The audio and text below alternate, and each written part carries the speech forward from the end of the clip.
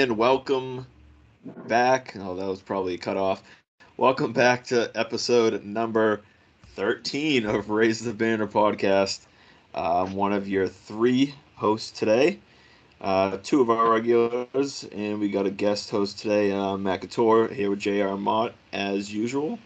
And with us today is Jordan Leandre. Is that correct? Leandre? Leandre. Leandre. All right, Yeah. Jordan Leandre. He's a little infamous for his first pitch at Fenway Park. That name. Let's just jump into that. We'll start Okay. us off with that. What was your mindset after that occurred? You know, Am I, your whole reaction, how that played out. am I allowed to swear? Yeah, go ahead. Yeah. Oh shit. Really was the initial reaction. Like, I think my face kind of perfectly encapsulated that. You see what happens. You're like, especially going into my senior year of high school, I'm like, I'm gonna be a meme. I'm gonna be on Not Top 10. I'm gonna be on Barstool. I'm gonna be on all these things, and it's going to live for a long time. So I basically just tried to get ahead of it, and I started tweeting stuff like mocking myself instantly.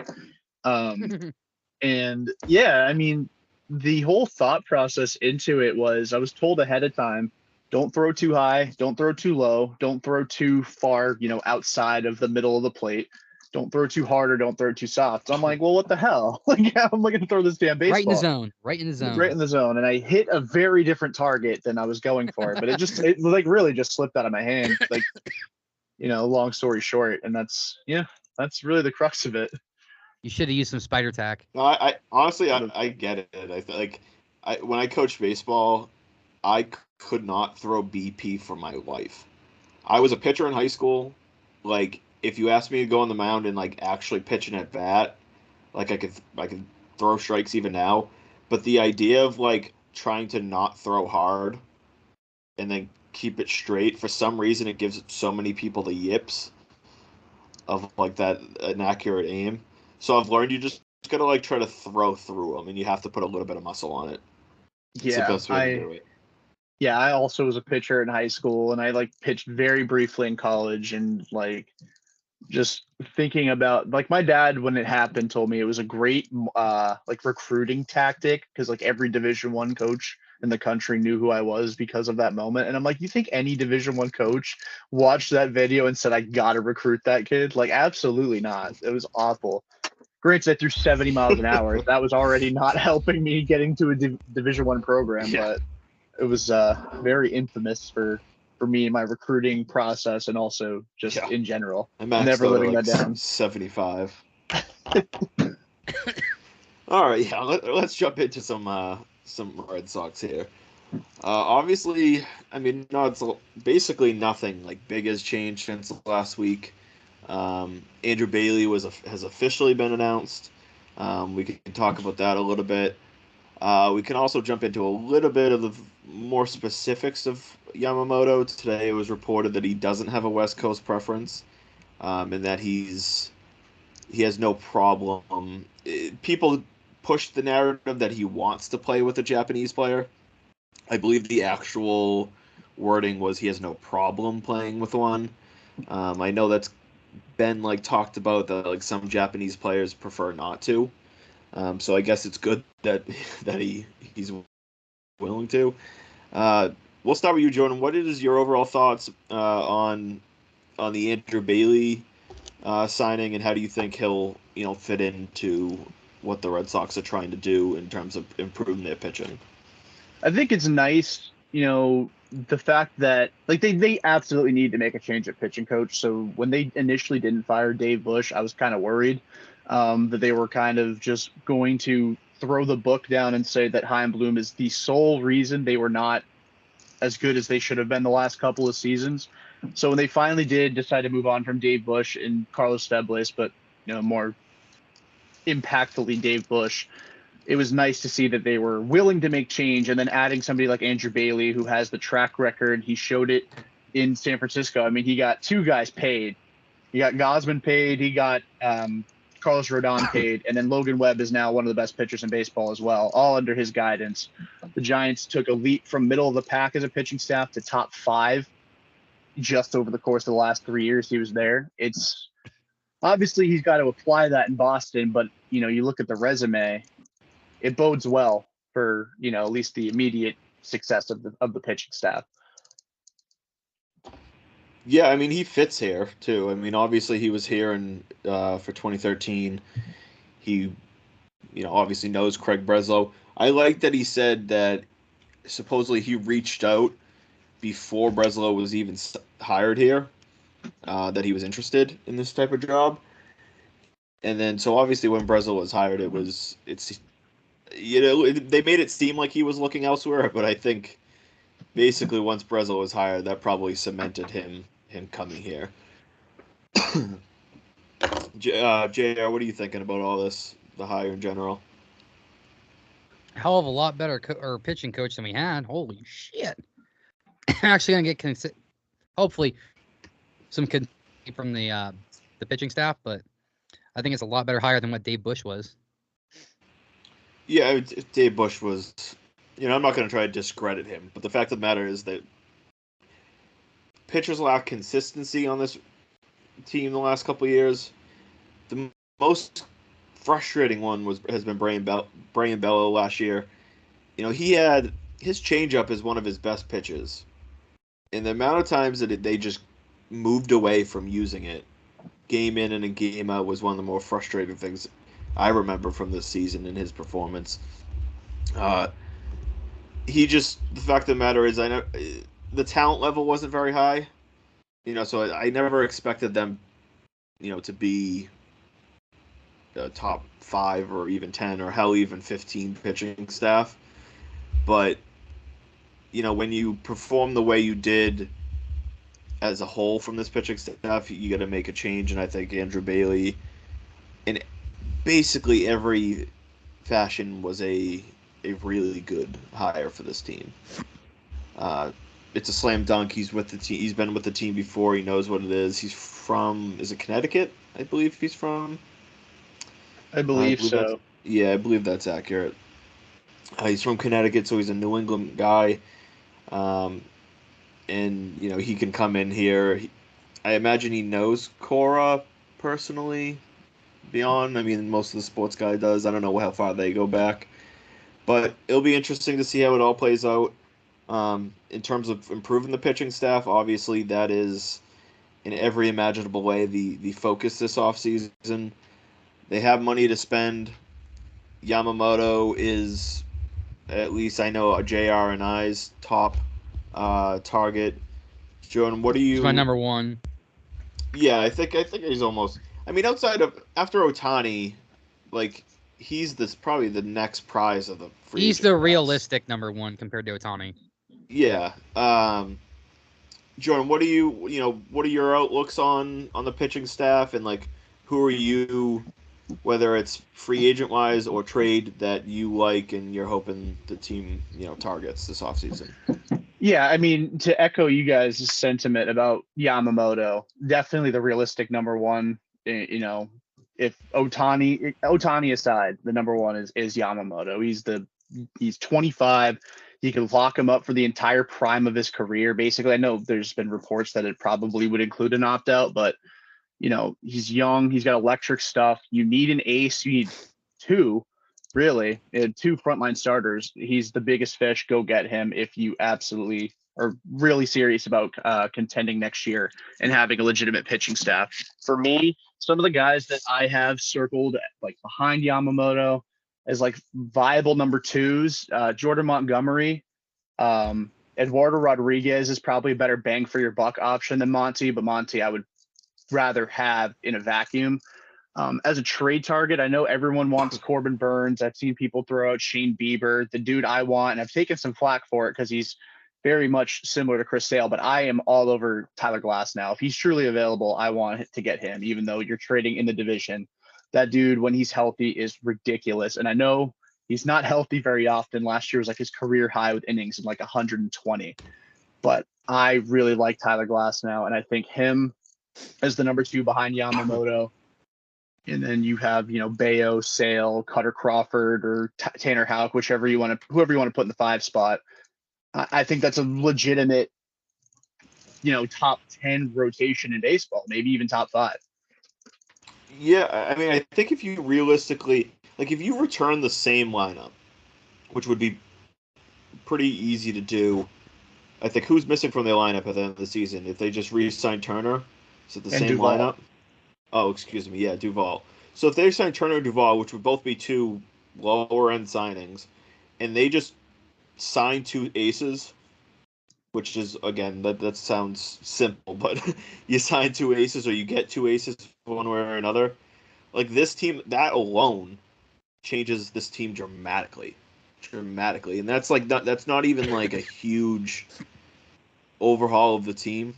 That's why it's like going into the offseason, and we don't need to get into the whole like Bloom's performance in a vacuum and all that.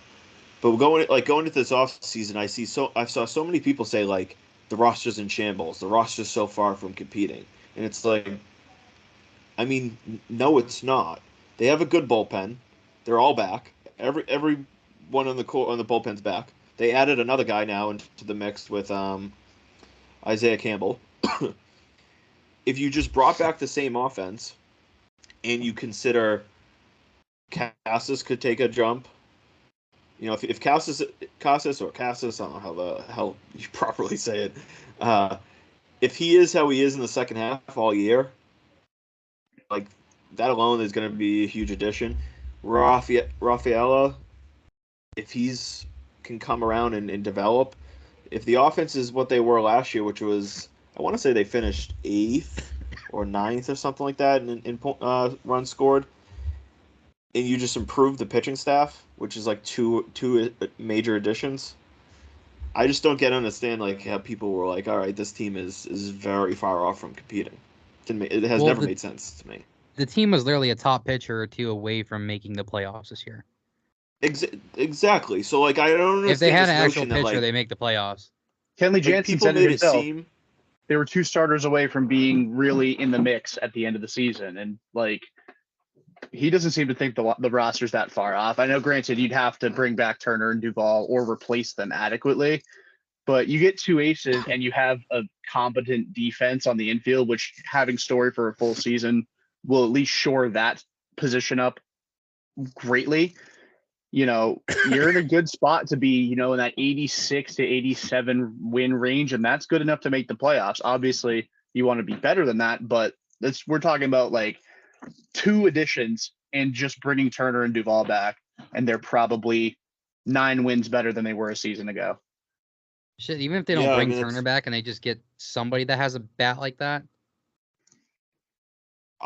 So I was going through, I'm working on an article right now of like, I guess we could qualify them as it's going to be like an under the radar options. And not that like some of the names are like truly, I guess, under the radar, but basically other than like the clear options that it is for the lineup, the one name that really just significant, like a free agent that fits what they could use is Lourdes Gurriel Jr. I think he fits like kind of perfect for what they're looking for, where he could play. Him and Yoshida could essentially split DH in left field.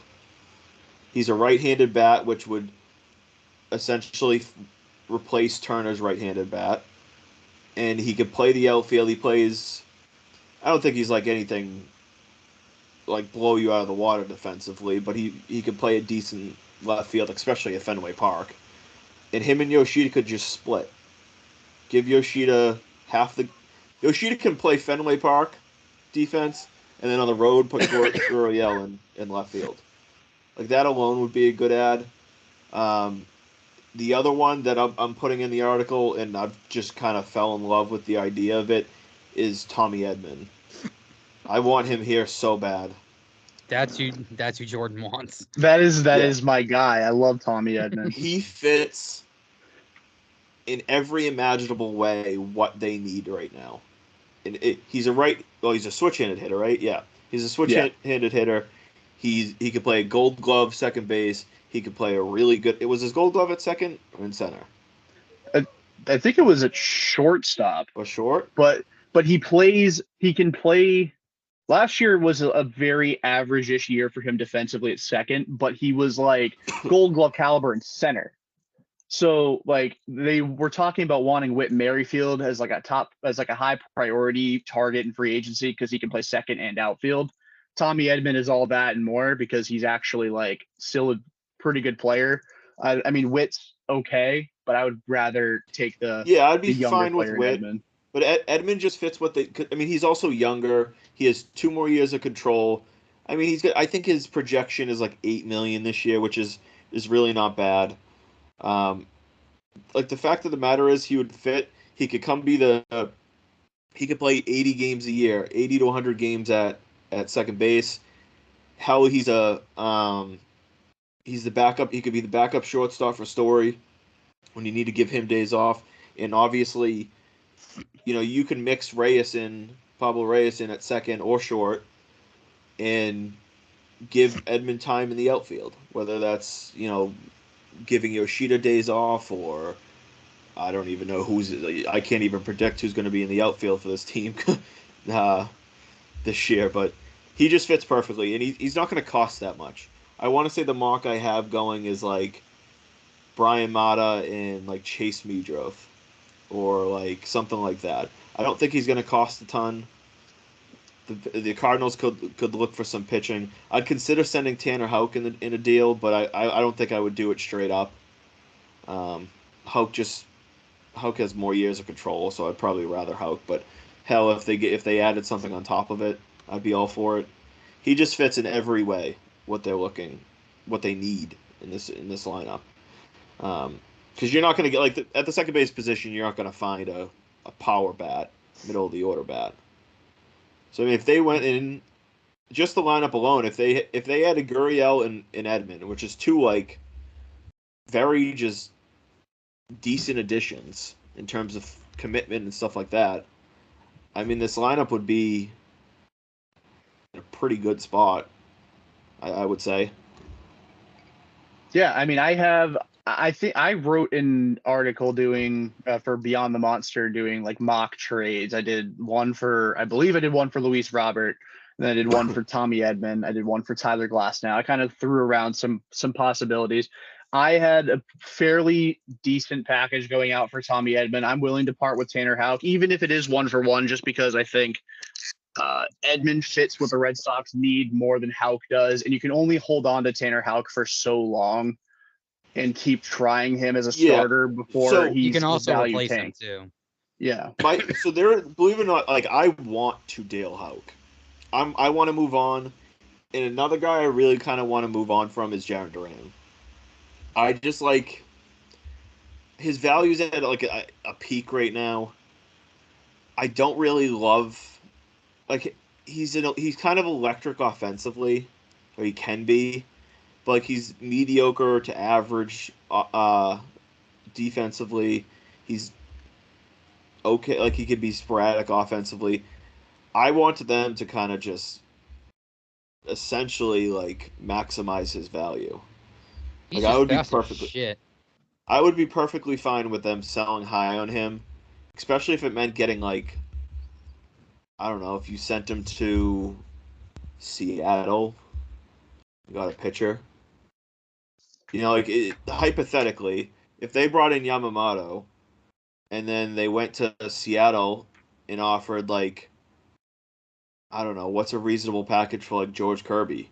Like Duran and York and maybe like another like tweener prospect, or maybe two like lesser Duran, prospects. York, and Luis Pareles, or whatever his last name is. Yeah, something like that. It's something like that, and then probably like some filler, like you throw in a wild card guy, not like like maybe like an Alan Castro, which I know he made a huge jump on Sox prospects to 13th in the organization, but I think just you put like the Red Sox have one of the top 5 farm systems in baseball. They could realistically go out and trade for anybody that's available. I think anybody that becomes available. If the Red Sox wanted him badly enough, they could trade for Logan Gilbert without question. There's not a single person that could be. I mean, I guess Ohtani's a free agent right now, so I don't think there's like a single person in this league that the Red Sox don't have the firepower to go get. Yeah, if they want to. I agree. If I don't know Tatis was available, I think the Red Sox have enough to trade for him too. Who's the? I'm trying to think around the league. Like, who would be the most valuable player in a trade? Because it's not Soto, like something like that. Could it be Acuna? Maybe Acuna, probably, if he was actually made available. Probably him. Yeah, and all right, so Acuna, like if they were like looking to trade Acuna, like obviously like they have no reason to trade him, but if they were looking to trade Acuna, and you start offering like Duran, they have Anthony, they have Mayer, like they have Teal, like if you start throwing these names out there in offers, there's not a single person in this league that they don't have the firepower to go get. Yeah, like so I think like the more I've thought about the pitching in the front half of the rotation, I kind of want them to splurge on Yamamoto and then trade for someone like Kirby or Logan Gilbert, maybe a Dylan Cease. I'm iffy on Cease too. I like him. I don't love him.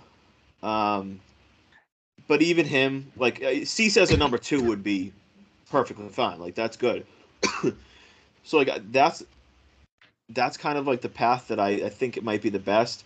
And then let's say they used like a Duran and they traded Verdugo, and because they traded for like someone like Kirby and I don't think he has a big contract yet. I think, is he still pre-arb? Yeah, he's still pre-arb. Yeah. So that would leave the door open to then spend on the lineup. There's not a ton out there in free agents in the lineup right now. But like that would open the door for spending big. And I know, Jer, was it you that said you wanted Bellinger? I like Cody Bellinger, but if you want like, I don't know. I was thinking about this the other day after the podcast and everything like that. I was like, you know what? I would love Cody Bellinger because I mean he is electric. He is a great offensive player and good defensive player too. But I was thinking we probably need a power bat more, and I was thinking maybe Soler. Well, Bellinger can bring power. My biggest thing with Bellinger is he's a left-handed bat, and they're very heavy. There's too many lefties in the lineup. That being said, if you pushed out Duran and Verdugo from the mix, like that sort of opens it up a little bit. As long as their DH was then a right-handed bat, you know what I mean? They could make it work, but that's just kind of like the example of if they spent big on Yamamoto and traded for a pitcher with years of control, like then you don't have to use, you take that maybe $100 million that you were going to maybe use on Montgomery and use it on Bellinger, or hell, you could even do the reverse role. Yeah. I think we'd all love Ohtani. But you could even do like the reverse role. Like let's say you strike out on Yamamoto, you go and throw $110 million at Montgomery, you trade for George Kirby, the same way, just flip flop, and instead of already having 225 to Yamamoto, you only have 110 to Montgomery, and you even have more money that you could wiggle room to add a big bat. But that being said, though, I do want Cody Bellinger really badly. I'm not against the idea. The problem is if you sign Bellinger, you have leave this. Just get rid of Duran and Verdugo. You just have this big cluster. I know it's easier said, or it's harder said than done. Or easier said than done. But come on, would you get a really good year in Chicago? Jordan, would you, if Seattle came to you right now and said, "Give me Marcelo Mayer and I'll give you George Kirby," would you do it? Like we talking 1-for-1? Yeah. Yeah, I'm doing it in a heartbeat. No, heartbeat. I'm not before they have a chance to say just kidding. I'm saying yes. How about if I'd rather trade Mayer over Roman Anthony? Let's say Mayer and Zadine Rafaela. I would have reservations, but I still think I would do it. George Kirby is going to be a top 15 starter in the game for a while. Cedar Rafaela, as electric as he is as a player, I think he's too volatile in the fact that he is so erratic with his swing decisions.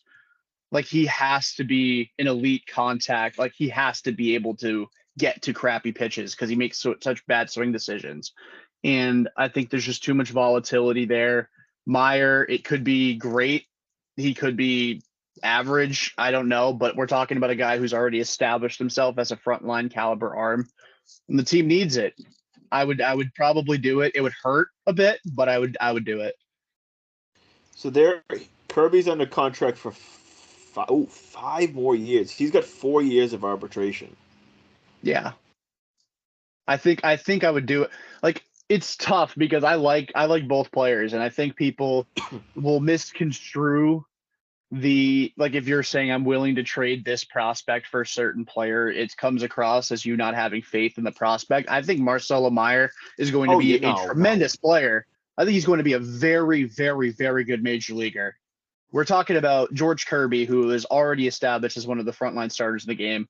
I also teased the idea of trading him for Luis Robert. I would do that. I know Lou Bob's got some injury issues that he's, dealt with, but when he's healthy, he's a 5-tool player. The Red Sox, and he's a great defensive center fielder. So it fits what the Red Sox need: right-handed power and great defense in the outfield. So, like, I'm not trading him for, like, Juan Soto. I'm only trading him for guys that you have under contract for 4+ years. And these are super. What if Soto agrees to an extension, though? It's tough because I don't think you'd be able to. Like, you can't get that guarantee. It's a huge risk to take. I wouldn't trade any in the new top 3 on Sox prospects. I wouldn't trade Meyer, Anthony, or Teal for Juan Soto. You would literally have to have that guarantee, but I would have to have that guarantee. Have it come from Soto's mouth. Here's the thing with Soto, and if that's an option, obviously you explore it and you'd be willing to give up a lot. I'd rather have Tatis. Pushing aside the cards that the Padres hold, which I really don't think they hold a lot right now because everybody knows they need to cut salary. Well, a tweet just came out today that's saying that you are going to cut their payroll. They don't. Soto's great, but when you have to pay a guy, like when you have Soto, okay, and yes, you're going to get him, but then you also have to pay him $35, $40 million a year. Yes, he's still great to have, but you're paying for him. When you trade, for example, like a George Kirby, that's like a whole. And I'm not saying like Kirby's more valuable than Soto. I'm not like that's not what I'm saying. But like when you trade for George Kirby, you know that for the next, assuming like year 5, the last year of arbitration, the last 2 years will be high. You have at least 4 years of like pretty damn cheap George Kirby. That's huge. That's a huge variable in when you're talking about like a player's value. Like, yeah, great, you're gonna get Soto, but you got to pay him $400 million to keep him there. So like that's a big factor when I'm trading like a top guy like Mayer or Teal or Anthony. Is like I'm really not about giving up like a huge package of prospects. Like maybe if it was just Mayer, like something like that, for a guy that I have to pay $400 million to immediately to stay here. Like that's such a big variable. And I think the Padres are also like as well documented as their desire to cut salary is. I do think they want to continue competing. So I do think you could trade for Juan Soto and give up guys that are closer to Major League ready or already have, their arbitration clock ticking, like guys like Houck, Rafaela. Nick York isn't terribly far away from being a Major Leaguer. I mean, Duran is another option as well. Like, I think there are options. There are ways to make that deal happen without having to give up one of the top 3 prospects in your organization. And again, if they already have Soto locked up, like it's not like when the Bruins traded for Hampus Lindholm and they had the extension like within 5 minutes of the deal happening, like where you kind of had that assurance that he was signing, so you could give up a big haul for him. Yeah, because in some other sports, like they allow you to talk to the player. Yeah, and basically come up to an agreement. Like I know NBA does that. NBA kind of allows you to talk to the player. I don't know NBA's how much tampering rules are all out of whack. I mean, realistically, like if the other team gives approval, you should be able to. Because like Yeah. I'm not think it trading has for to be that. Soto. Like I'm not trading for Soto without knowing that he's re-signing. Like I want some type of agreement in place. I'm not trading for him and I'm hoping. definitely not trading all that for just Juan Soto, just for him to walk. Yeah. Anyways, they like as a whole, there's so many avenues that they can go to and go in this offseason. But the one thing I want to see is, Breslow could make such a statement by like, this is an explicit podcast, I guess. So putting his goddamn nuts on the table and saying, Yamamoto, you're a Red Sox right now. I put in the mock extension I had was 8/2/24 plus posting and opt out after year 5. I think that's going to be roughly his range. I would go a little higher. I think if needed. I think he's just going to be that good. Like go get him, and then work your way down from there. You had a legit ace. Hell, if you just like return the same lineup in just Yamamoto, that alone has potential to be a 3 or 4, 5, 6 game difference from last year. I would try to get two pitchers. No, if you really do. Could. I'm not saying it's acceptable or like in the sense of like I would be thrilled if the only change they made was adding Yamamoto. But like this team's not that far off. They just need to be aggressive. There's a reason Fangraphs projects them to be like what's a 51% win percentage in terms of wins. It's like 82, 83 as currently constructed. Like they're really not that far off. They're like they're an ace obviously away from being like a serious threat in the American League, and then like a couple other like quality signings / trades away from being a damn good team. If we're being realistic here, and like the major league roster last year wasn't really good enough. Like there's no doubt about that. There was holes in the pitching staff. The lineup had a couple, shaky holes, blah blah blah, shortstop, all that. But like at the end of July, they were on like a 87, 88 win pace. Like it's not like they were this. I forget how many wins exactly they ended up with, but it's not like they were this like dog shit team all year. And it just like it was abysmal from start to finish. They were a playoff contender, a wild card contender for 2/3 of the season, and the wheels just kind of fell off over the last 6 weeks and made it look like a lot worse than what it was. I think at the trade deadline they were a game and a half back or something like that. Yeah, so it's like they played like a team that had given up. Like it looked like they gave up when that Astros series ended. Like they gave up they like the last played, 6 weeks. I thought they played their asses off that series against the Dodgers. They just weren't talented enough to beat them more than the one game they did. And then the Astros series happened at home right after that, and they tail spun from there. They just weren't not adding anybody. Kind of, well, yeah, ruined. I'm sure that definitely contributed to it, but also, your job as as leaders in that clubhouse is to make sure that doesn't happen. And Turner was hurt; he was dinged up. Kenley dealt with some stuff towards the end of the season as well. So a lot of the veterans were, battered a little bit, but there was like a wholesale quit in that dugout. I felt at the end of August, and it just the last 6 weeks was mostly the last 4. But really the last 4 to 6 weeks was a train wreck. Mm-hmm. They fell off, the wheels fell off, and like I said, their final record really doesn't match what the team was for 2/3 of the season. But obviously, all that people will say, the anti-bloomers or whatever, the people that just love to be miserable about the Boston Red Sox will say is oh, they finished last place. That's all that matters. They don't care that it was an unbelievably good division. They don't care about that stuff, and I get it. Last place is last place. But this team is just not that far off, and it drives me nuts that people act like they do.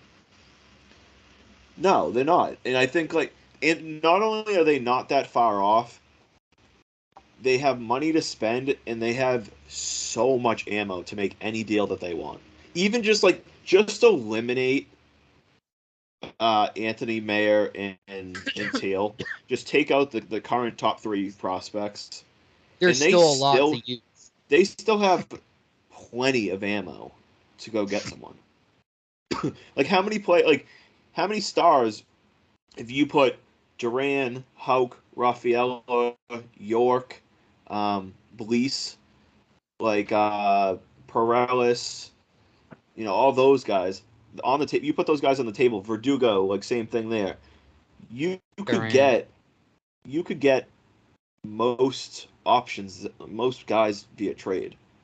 Yeah. So they don't even have to sell the farm to go and get it. And kind of like what you said earlier, Jordan, is it's not really, and I know that you were a little bit of a defender of Bloom as well. There's this notion, especially probably for me, that I'm I'm so much about the farm system that I would trade anybody in the farm for the right price.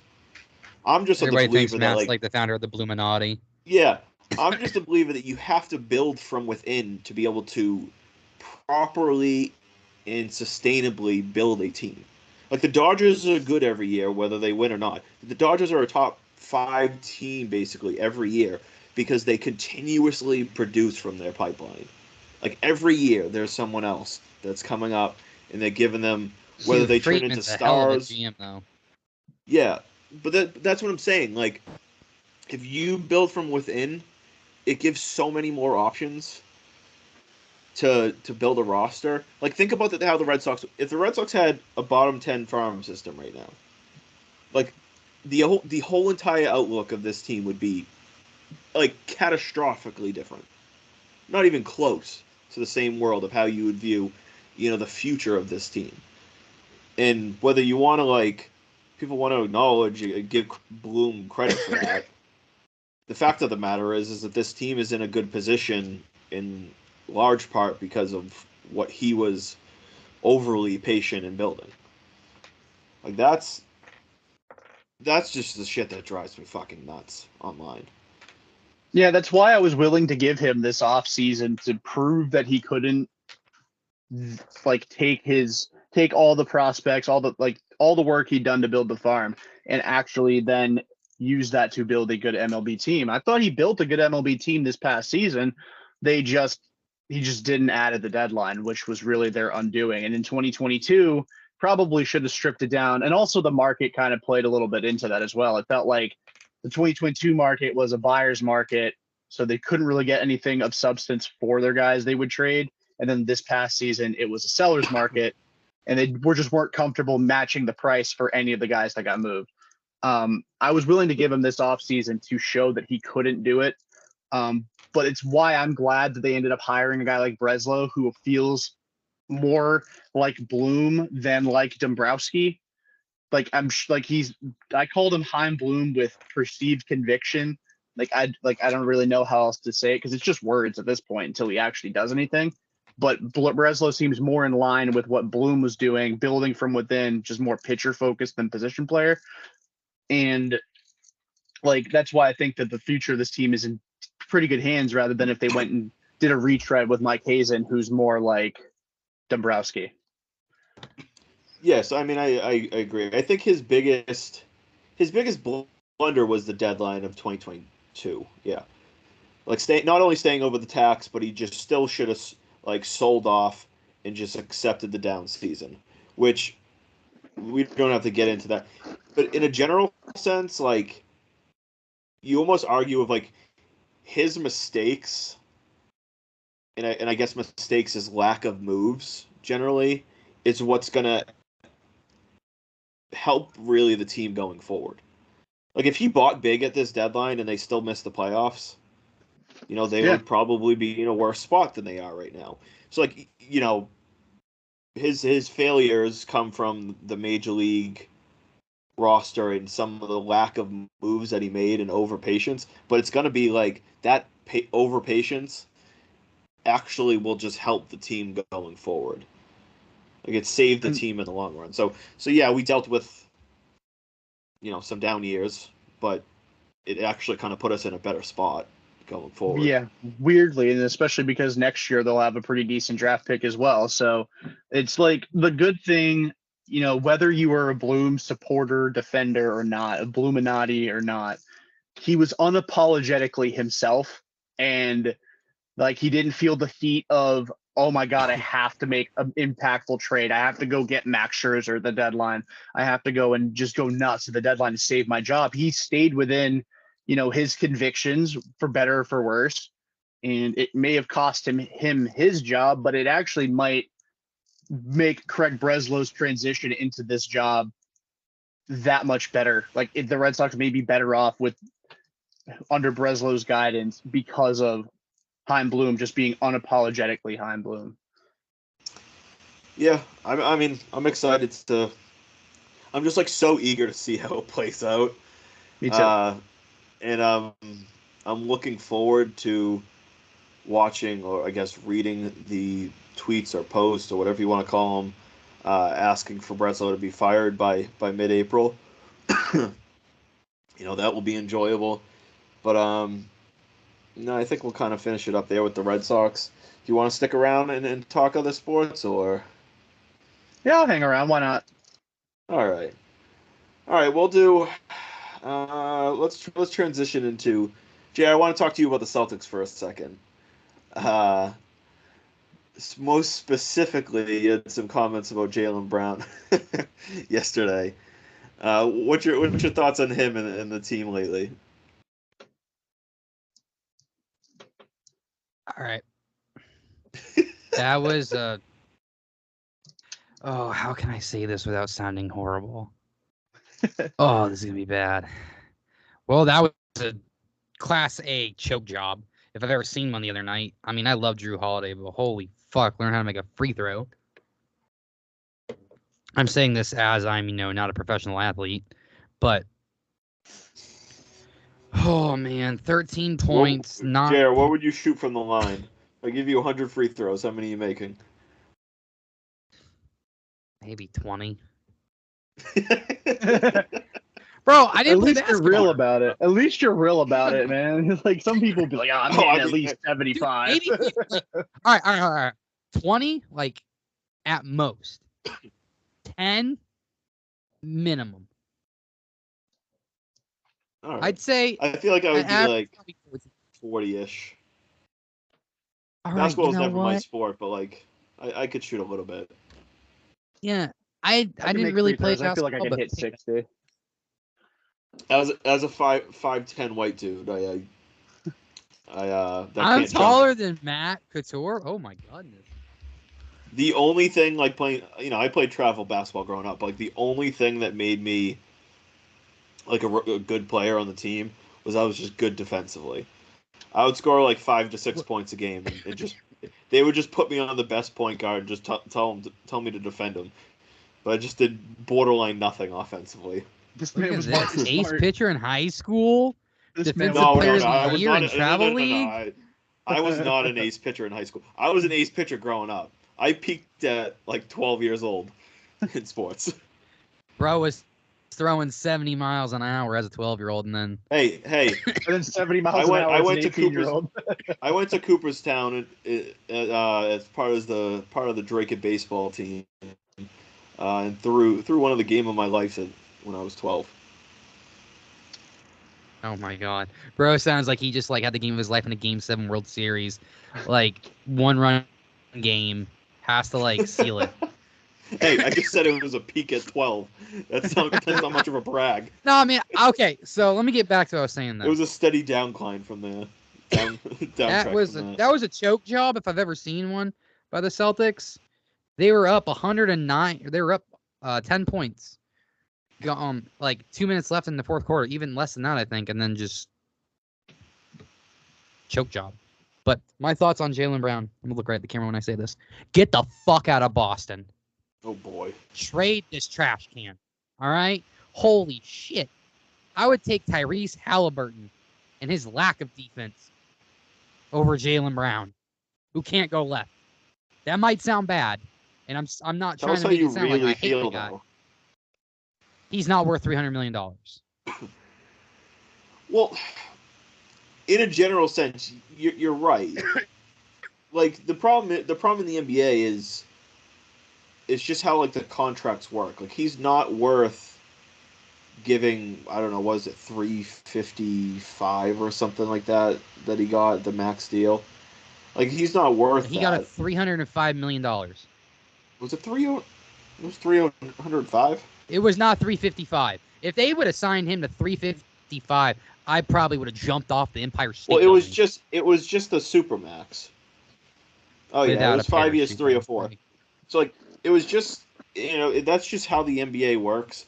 So like it's not so much the contract that really bothers me. People just want to use that number because like at the moment he's like the second highest player in the league. The problem is that like 12 months from now he'll be like the 10th highest player in the league.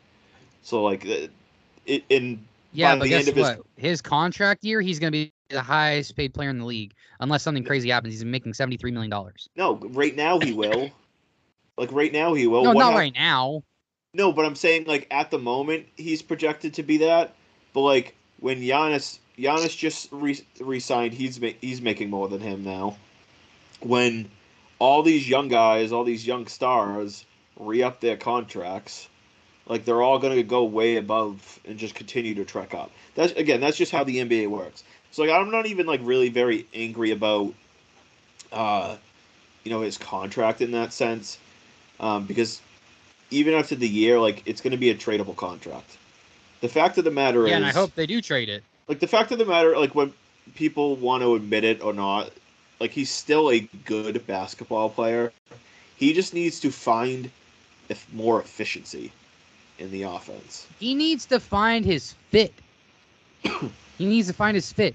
Every other player on that team knows what their fit is. Well, here's the other thing with that though is no, because he still kind of is the second option.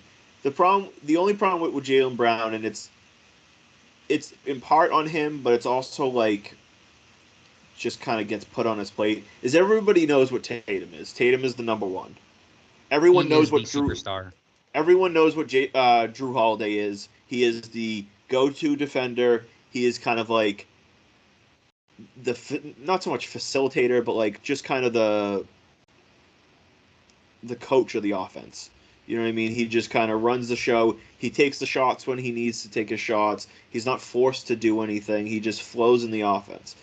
KP, he's not chucking threes like Brown is. Yeah, but that's what like so. KP, everybody knows what his role fits in. Like his role slides in perfectly. And we talked about this on a previous podcast. Is like Holiday and KP's fit in this offense is perfect, and we've seen that with especially KP, where everyone knows what KP is. He's that guy that, he's actually been pretty impressive defensively overall. He can hit the threes. He can score down low.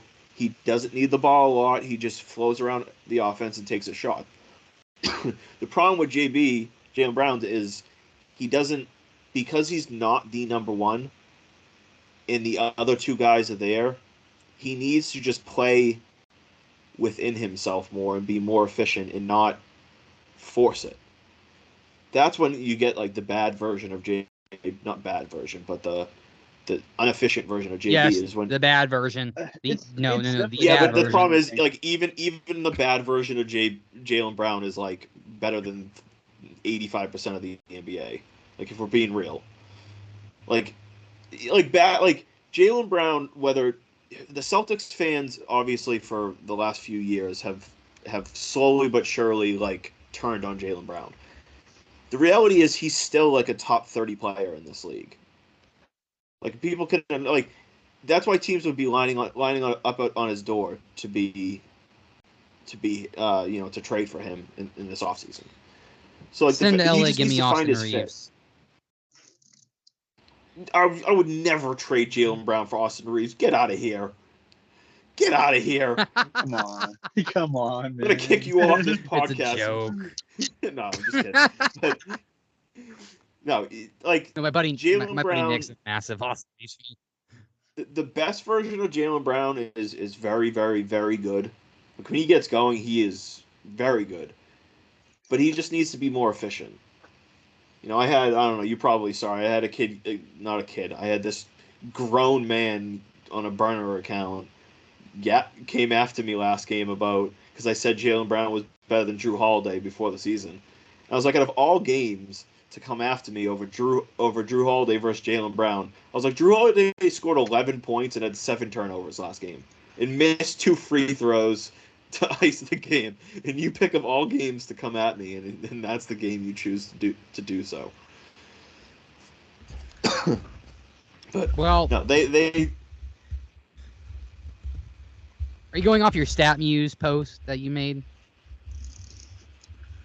oh well, that was part of the discussion. Yeah, well, technically, I think the guy was kind of right. The Muse No, stats that you posted weren't 100% correct. defensive rating is lower. Yeah, They're but the lower than efficiency rating with Jrue is higher. Yeah, I'm not talking about. I wasn't talking about efficiency rating with him.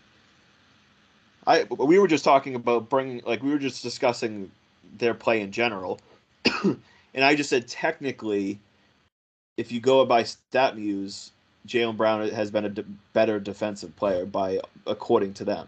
Now, I don't think that Jaylen Brown's a better defensive player, and I also said that. But like my biggest thing is they're both Jaylen Brown's still he's a top 30 defender in this league, top 40 defender in this league, and he's certainly better offensively than Jrue Holiday.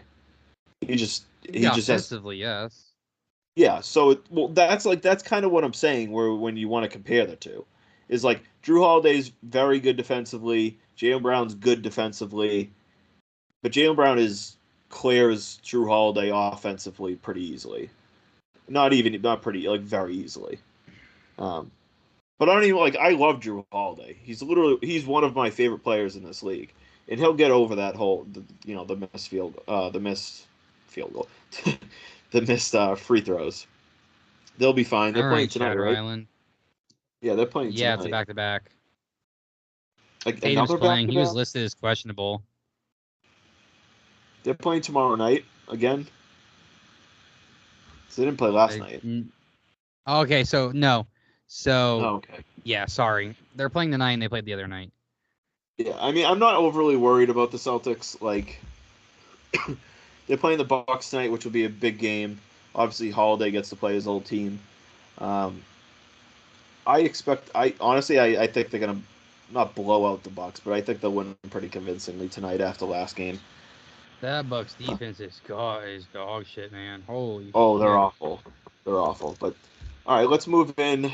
We could transition into the final 15, 20 minutes of the New England Patriots. You're a Patriots fan, Jordan?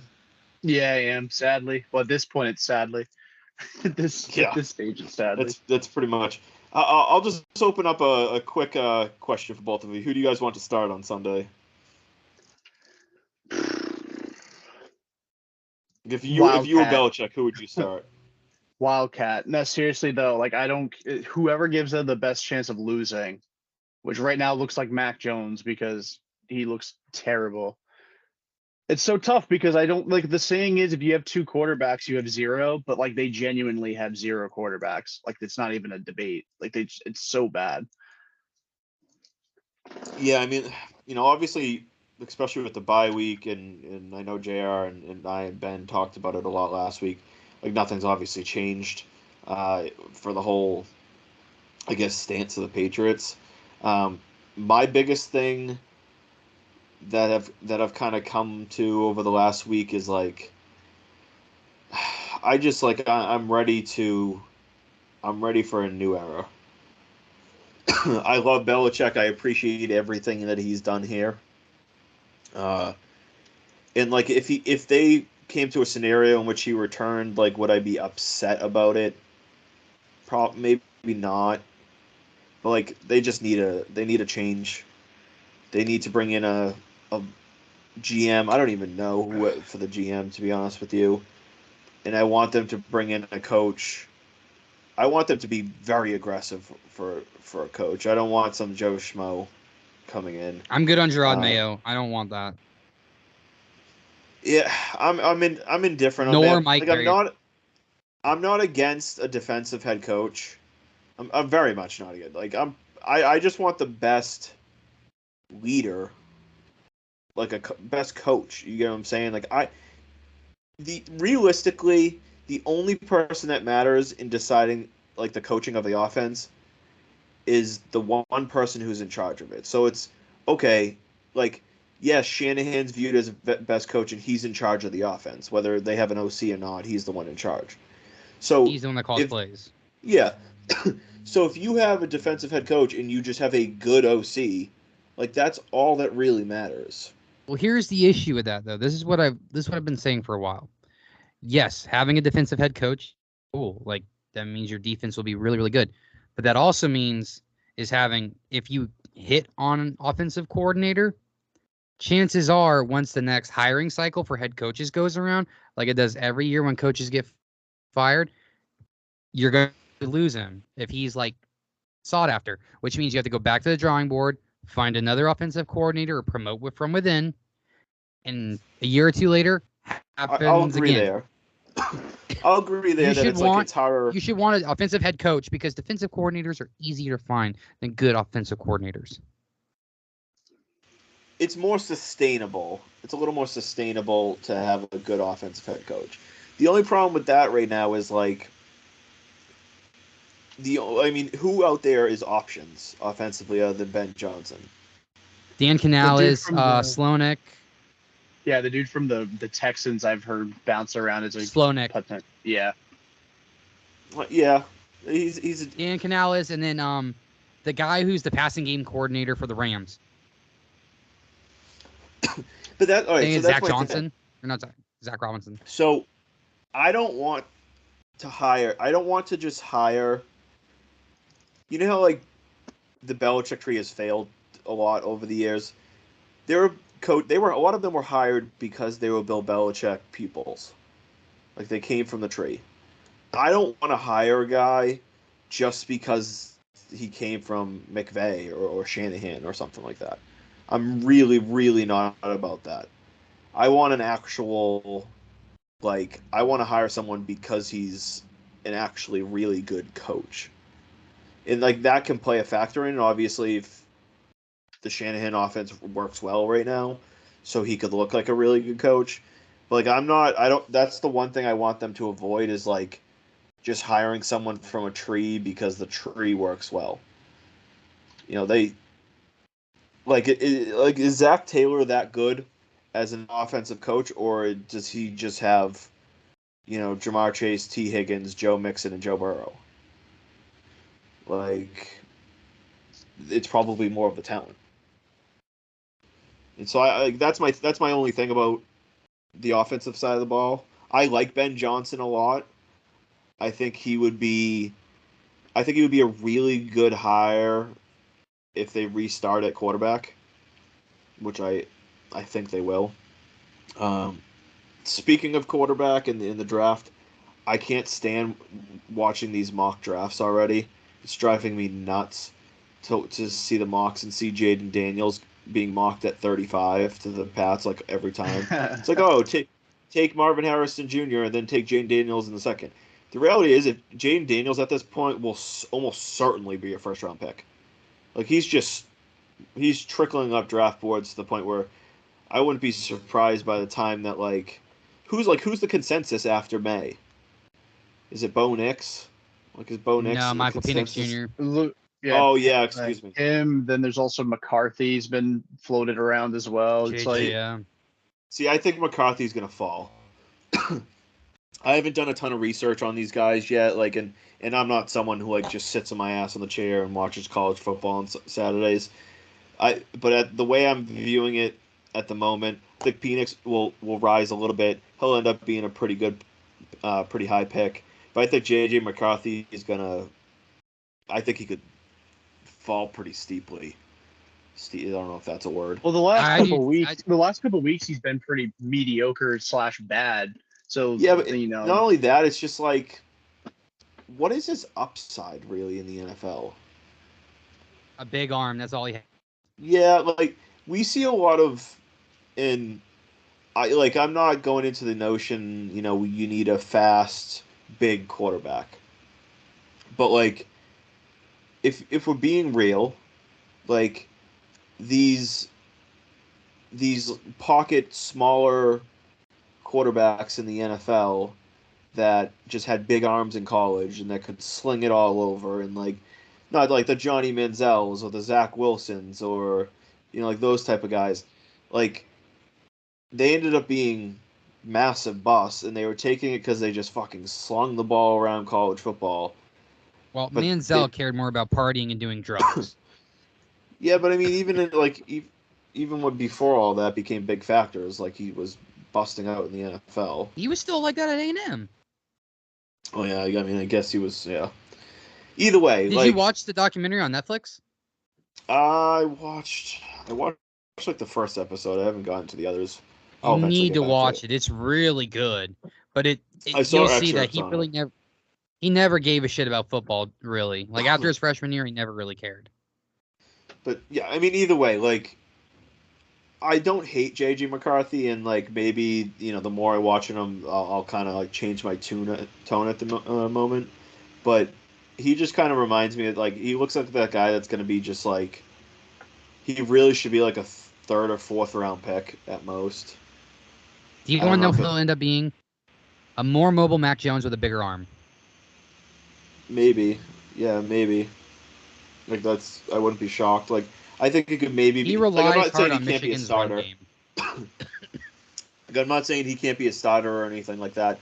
I just think like the way things will play out more so, where I think he'll probably be QB6, like 6. I mean, if you got Caleb Williams, May, Jaden Daniels, Bo Nix, so maybe QB5. So like that's probably not going to be a first round pick. My guess, the way kind of the young QB position Any in the team NFL that takes him in the first round is legit stupid. Yeah, well, that's why I think he'll fall. I think he'll more than likely be like he'll probably fall under like the trajectory of like what Sam Howell was. Like Sam Howell was like, oh, he could be a first round pick. He could be a first round pick. He could be a first round pick, and then all of a sudden Then he fell. Yeah, then he falls. I think we really come took draft Bailey time Zappi he'll be over Howell though. Yeah, like I think come draft time he'll probably be like a second or third round guy. That maybe a team like I don't know who's got an older QB that they could maybe he could sit for a year or two. The Jets. Yeah, Yes, like behind maybe Rodgers. the Jets, or like if Minnesota re-signed Kirk Cousins, like that could maybe be a decent that spot 2-year $80 million deal you think he's gonna get? 2 years, $80 million. The like Rams something like maybe that, with maybe. Stafford. Yeah, maybe Miami. Excuse me, L.A. I think that's a decent spot. Tampa. Like I just don't think he's going to be who. Tampa. They're gonna need a quarterback. Mayfield's only on a 1-year deal. I think they're going to. I think they should probably. They'll probably re-sign him. Kyle Trask is dog shit. Oh yeah, no, yeah, he's not the answer. I think they're going to re-sign Baker to another 1-year deal, although he might be able to command a 2-year deal somewhere. And they'll probably draft someone in the second or third round. Hell, maybe even first. Although they're going to be outside the top. Where are they right now? Like maybe 10 to 12? They could probably get Jaden Daniels. Oh, yeah, they'll be in the Jaden Daniels. Like, again, it is so far out in the draft, and we could get back to the Pats, but, like, you're going to see Caleb Williams will be the first pick.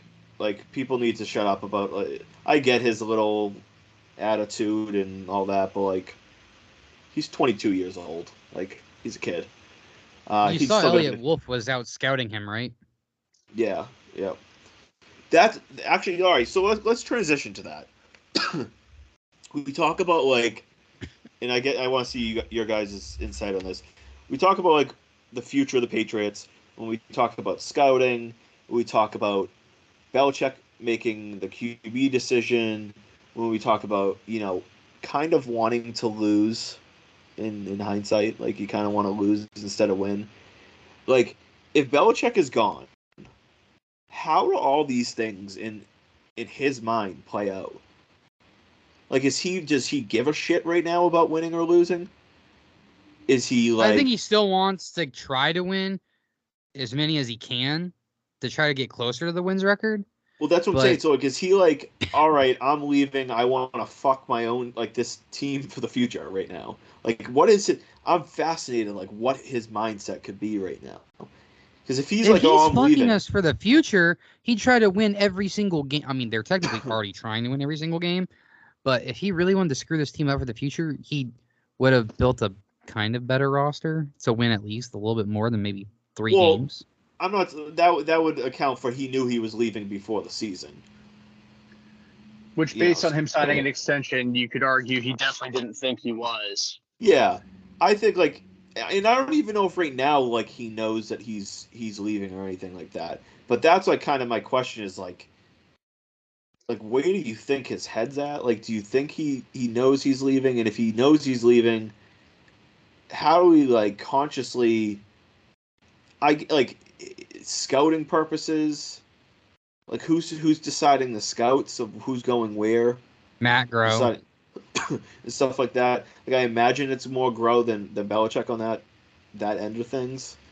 But even like the QB decision right now, it's like if he's really considering leaving, is he trying to win? Is he trying to lose in case he does come back?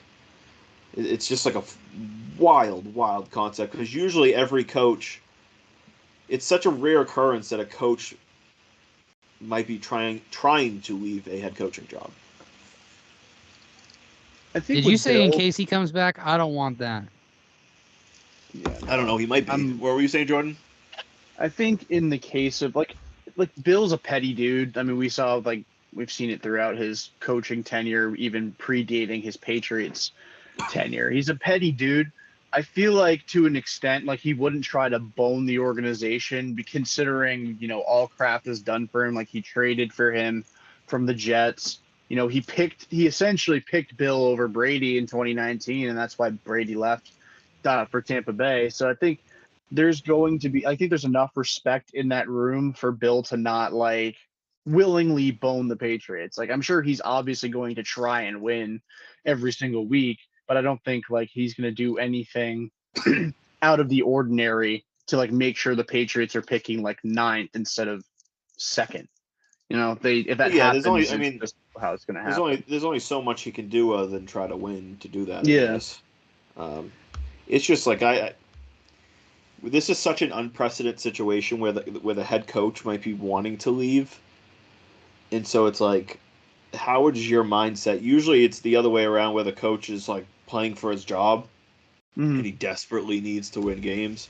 And right now, it's like Belichick might want to leave, but the owner might want to fire him. But they both could stay together, but then they both might want to kick each other in the face.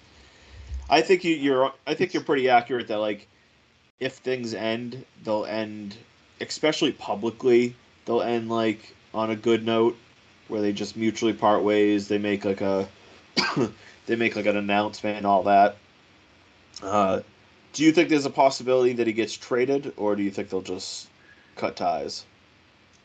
I mean, if there's an organization out there, I think Sean Payton's still a very solid coach, but the Broncos are willing to trade multiple picks for him. Even if you can get any sort of draft capital for Bill Belichick, it's got to be better than just firing him, right? Like, even though it's a dartboard shot, like, wouldn't you rather get something for him than just firing him and letting him go and work for another team? Oh, I mean, if you can trade him, certainly. Somebody would be willing to.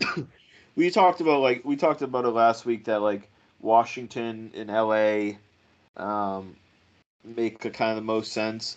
Mostly Washington because he'd still be on the East Coast. It's the NFC. It's unknown. Like if you're Washington, like what the hell do you give up for him? Or if you like, do you want a 72-year-old head coach type of thing? It'll be a little bit. It's just an overall fascinating whole concept.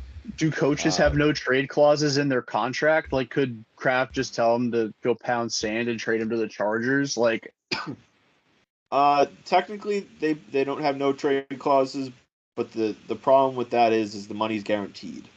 So, like, if Kraft said, I'm trading you to Washington, and Belichick said, I don't want to go to Washington, Kraft can't force him to go to Washington, you know what I mean, and say, Yeah.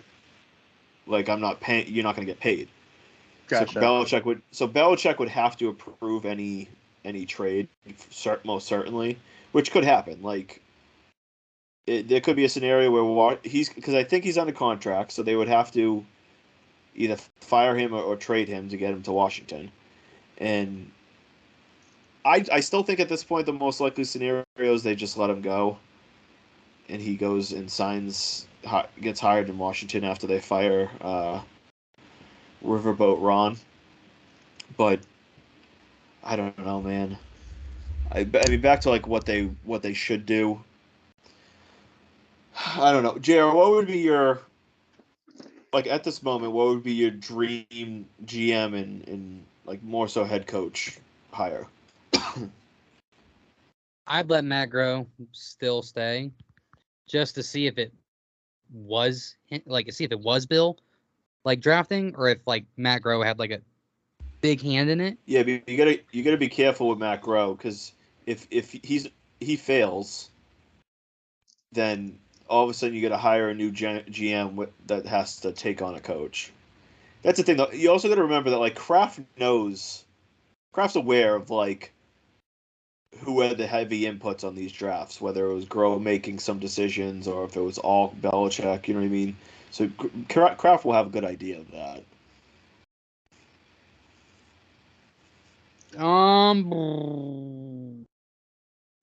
Well, coach, I'm gonna right out of the gate, Ben Johnson.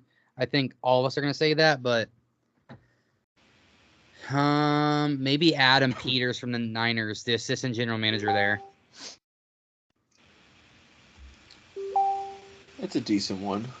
I mean, He's learned under for Blanche.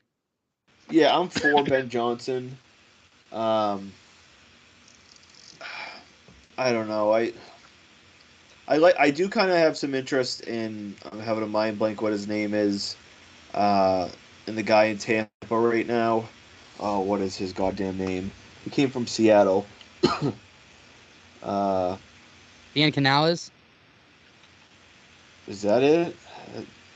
Dan Canales, the offensive coordinator. Yeah, yes. He interests me. He's a younger guy, I think, right? He's in his like He's in 30s. his mid-30s. Mid-30s, yeah. He's a guy that interests me a little bit.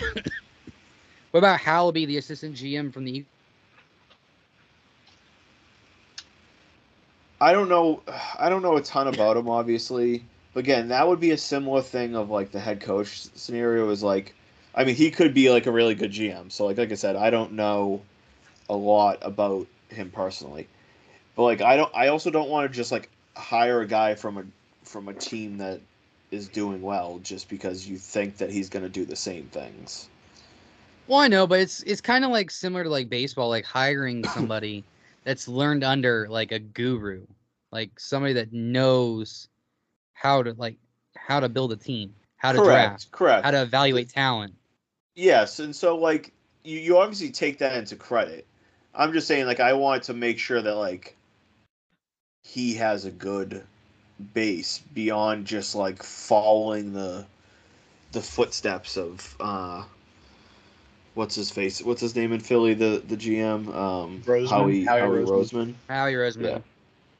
So like that's my only thing with the GM. It's the same thing with the head coach. I mean, I would say Ben Johnson is high on the list. Canales intrigues me a bit. Looking around like success wise in the NFL, I don't really want to touch a McVay coaching tree. I think the McVay coaching tree is kind of overblown. Well, the McVay coaching tree is the Shanahan tree. Correct. I think realistically the Shanahan, like, I think learning more direct under Shanahan has been more effective than working directly under McVay. You know who I'd take in a heartbeat if he gets fired? Matt LaFleur. Maybe. I, yeah, I mean, I like him. I think he's a solid coach. Um, but I also don't know if he's anything special. What would you trade for Vrabel? Fuck Would you want no. Vrabel? No. Why not? I've said it a million times. I want an offensive head coach. I'm like Mike Vrabel. He's a good coach. Never said anything wrong with him. I just don't want that. I want an offensive-minded head coach who's going to be here. Because, again, you run into the problem of you're going to have to find a new offensive All right. coordinator every So couple years. would you consider Bill O'Brien? No. What's your gripe with Bill O'Brien? You just don't think he's that good, or? I think all right, man. He made the playoffs without Deshaun With Watson. some bums. Okay. With some bums.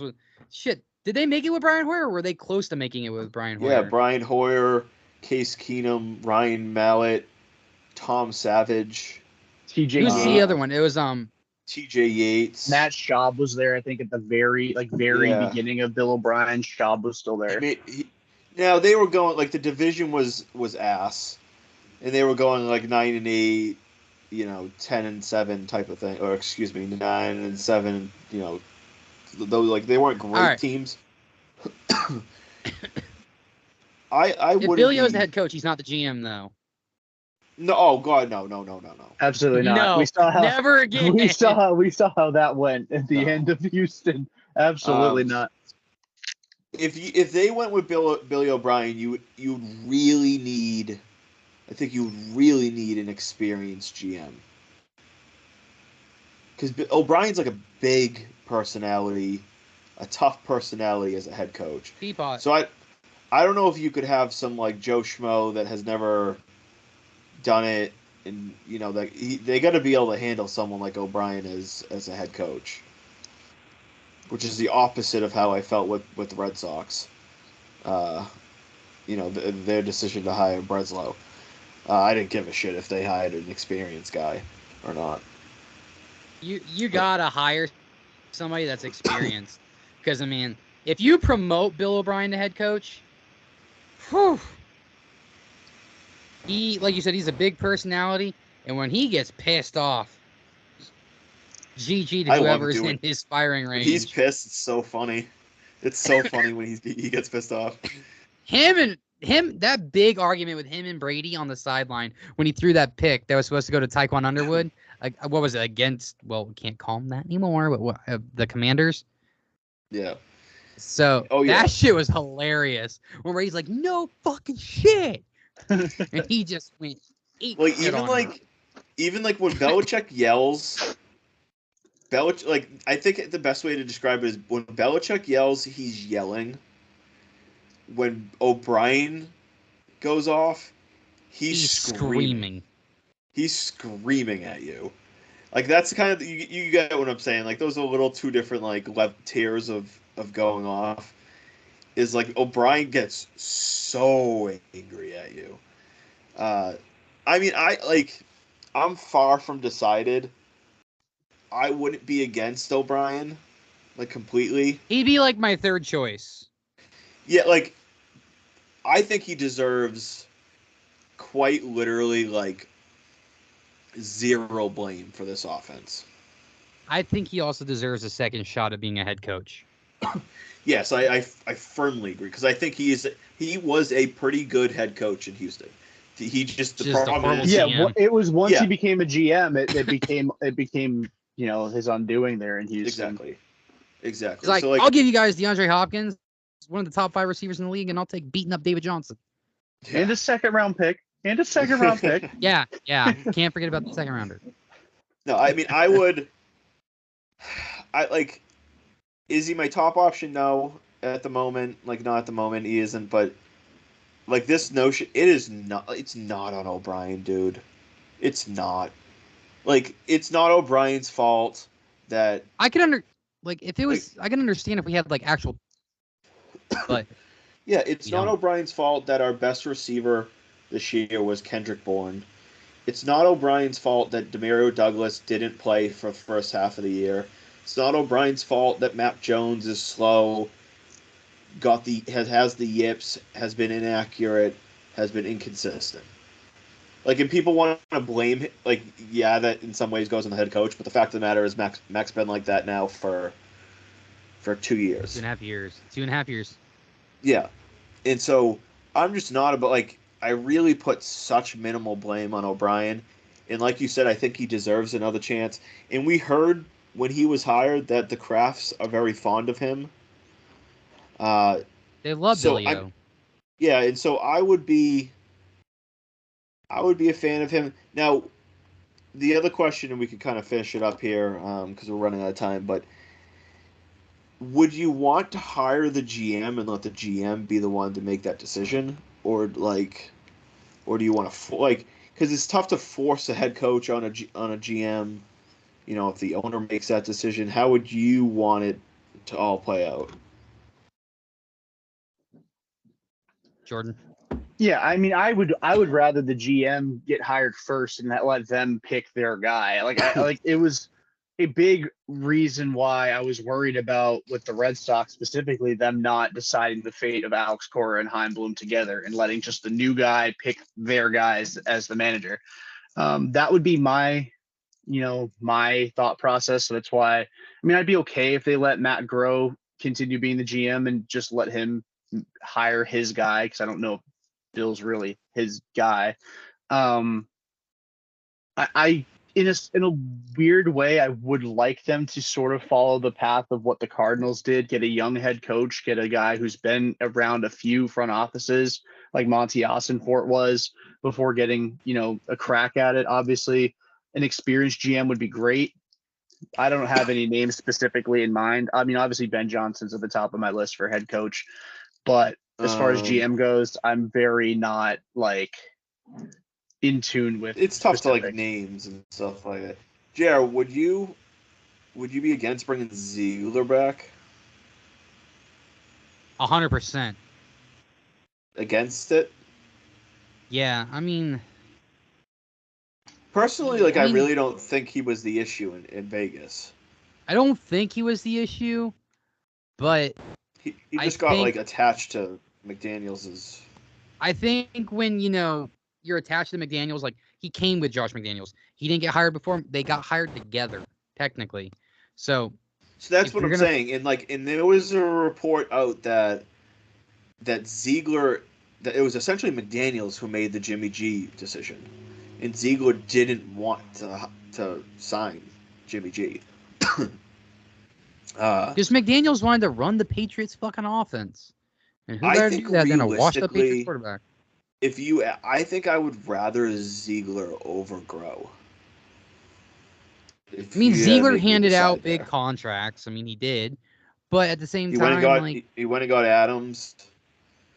He signed Chandler Jones before he went off the deep end. well, Uh, he got Devontae Adams because Derek Carr wanted Devontae Adams, and Devontae Adams wanted to play with Derek Carr. yeah, but I mean, he still went and got him. Like he still made that decision to. I mean, he also got Oh no, Devontae he Adams because did. he's Devontae He Adams. he gets all Like the credit for it, but I'm just saying is like the facts he behind got. it are like I think I would rather Ziegler over Grow at this moment. I don't know. I don't know. We're never gonna know like the details behind who's making like the decisions in New England, like how much Grow influence actually has. So it's tough to like truly evaluate Grow's performance the past few we years. won't know for like at least 20 years when another book comes out. Yeah, literally. Uh, but I mean, as a whole, I think I agree with you, Jordan, because I was on the same boat with Cora and stuff like that. Is I think they need to figure out who's going to be in charge of like putting the team together, and then can your decision in that influence like who you also want to be the head coach? Maybe, like if they signed it, if they went with Grow, like obviously hiring Mayo or O'Brien is probably more likely, but like hire the GM, whoever that may be, and then let him decide and you can still have to say as some say as an owner, but you let him decide who's going to be the next the head coach. Which, like, no matter what, usually the guys, there's still going to be a clear, like, top 5 to 7 options. It's not like that next guy is going to hire some bum from a D2 college because they're friends or something like that. Could, though. They could. I mean, I guess they would fire the GM first. Fire him. But I think we'll finish up there. Do you guys, JR, I mean, obviously, Jordan, you're new to this, but do you have any final thoughts, anything Boston sports, any statement you want to make to leave us here? I mean, I didn't really chime in on the Jaylen Brown stuff. I just think with him, he needs to read the Tomasi article, which, like, I'm not the biggest Tomasi guy. Jaylen's already been paid.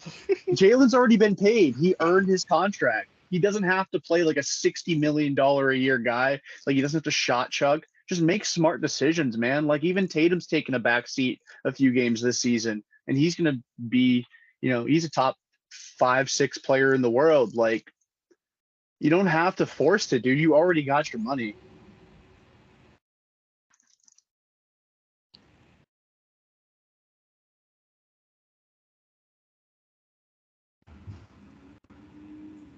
Yeah. My bad. I was like,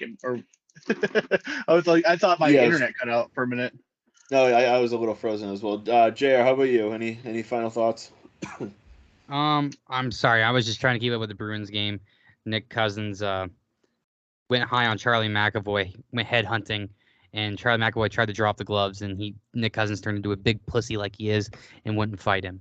But is that your final statement? He's a pussy. Nick Cousins. That whole entire team is a bunch of pussies. The Florida Panthers are bitches. But no, but they are. But I'm gonna just say, like, hopefully we'll find out about some Red Sox signings soon. Hopefully we'll have an idea of who's starting quarterback before Sunday. Yamamoto, we probably won't find out. I think they said till after the winter meeting. So after that's winter meeting. At least another, like, 2 weeks away, unfortunately. But that can't stop them. We need to have a backup plan in case he goes elsewhere. I wouldn't mind. Yeah, they're not going to just wait for him to, you know what I mean? Other teams may move, and you got to be proactive. Yeah, you can't just sit in your hands and put all the cards in Yamamoto unless you're gonna make sure you get him, type of thing. Yeah, I wouldn't be buy him like a brand new Rolls Royce or something. For sure, I wouldn't be opposed to them going out and getting their number 2. That, like, I think they get a high end number 2 where they at least feel comfortable with them being the ace if Yamamoto doesn't sign there. Just because you can't guarantee that you're going to get that trade. Guys. Yeah, for Kirby. Go and make that trade, or just go and spend that money. Like, go to Seattle, offer them Duran, York, and another couple, prospects, or maybe in Houck or something like that, and go and get that guy.